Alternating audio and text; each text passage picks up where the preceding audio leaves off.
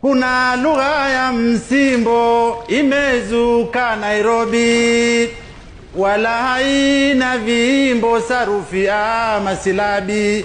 Sisi Swahili si Kimombo, lugha ya kiajinabi.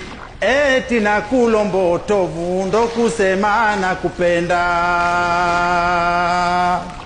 Ngumu kuliko Kimombo ni ya kihuni kihuni, ni lugha msaragambo kutamka mdomoni. Magoha jifunge sombo isifike mashuleni.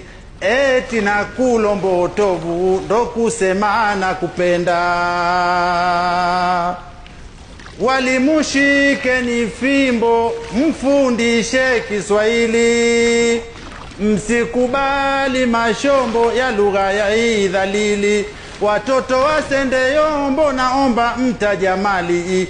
Eti na kulombo tovu ndo kusema na kupenda. Nishengienye mangombo kwa wene tu haifai.